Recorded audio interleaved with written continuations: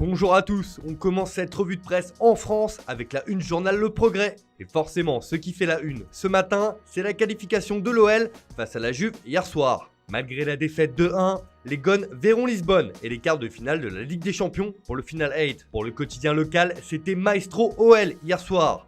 Auteur d'un match énorme de conviction, les Lyonnais, portés par l'ouverture du score de Memphis sur penalty, ont tenu à distance la Juventus, résume le média. Place à Manchester City maintenant. De son côté, le journal L'Équipe souhaite la bienvenue au sommet à l'OL. Le club rhodanien est le premier club français à éliminer la vieille dame en Coupe d'Europe. Ce matin, la presse française rend un bel hommage aux Lyonnais et à leurs prestations. Justement, on file en Italie où la défaite de la Juve fait couler beaucoup d'encre. Tuttosport n'y va pas par quatre chemins et pointe l'auteur de cette débâcle selon lui, Maurizio Sarri. Le journal réclame carrément la tête du technicien italien, Sarri dehors. Malgré un Cristiano Ronaldo énorme, auteur d'un doublé, la Juve est éliminée. Et c'est la faillite de Sarri qui n'a pas réussi à donner un jeu convaincant à l'équipe. De son côté, le Corriere dello Sport va dans le même sens et titre « Adieu Sarri ». Même le doublé de Cristiano ne suffit pas. La publication reprend une déclaration du coach turinois et laisse planer le doute sur son avenir. Je suis dévasté, on a joué un grand match, je respecterai mon contrat. Pourtant, pour la Gazzetta dello Sport, il n'y a plus vraiment de doute. Maurizio Sarri ne pourra pas continuer dans ces conditions. Et le journal au papier rose évoque déjà deux pistes pour lui succéder. Simone Inzaghi et Zinedine Zidane. Une soirée noire, Agnelli est déçu, Sarri est sur la sellette, résume ainsi le quotidien. Direction l'Angleterre où c'est la qualification et la victoire de Manchester City sur le Real Madrid 2-1 qui fait beaucoup réagir.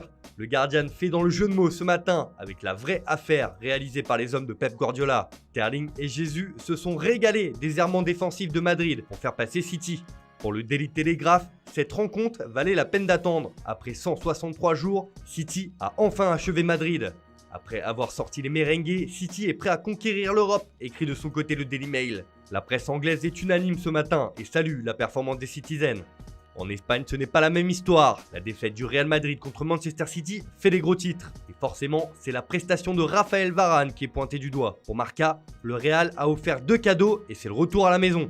Madrid a été faible face à un City très sérieux et ne sera pas en quart de finale. Varane est coupable sur les deux buts. Le Français a d'ailleurs reconnu ses torts après la rencontre. La défaite est de ma faute. De son côté, As estime que le Real Madrid a coulé à l'Etihad Stadium, avec pour exemple la prestation catastrophique de Varane. El País, dans ses pages intérieures, estime que c'est un nouveau naufrage sans Sergio Ramos, qui était suspendu pour cette rencontre. Cette défaite du Real risque de laisser des traces dans la tête de certains joueurs.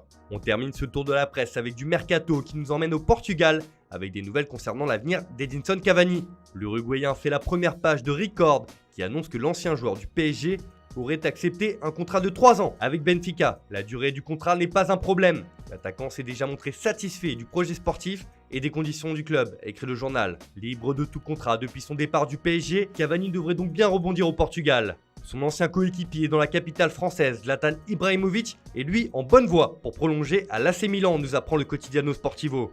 Ibra et le Milan tapent 5. Une prolongation de contrat à 5 millions d'euros par an pour le Suédois, indique le journal. Les deux parties sont tombées d'accord, ce n'est plus qu'une question de temps pour que ce soit officiel. Voilà, c'est tout pour ce matin, bonne journée à tous, on se retrouve dès demain pour une nouvelle vidéo sur Foot Mercato.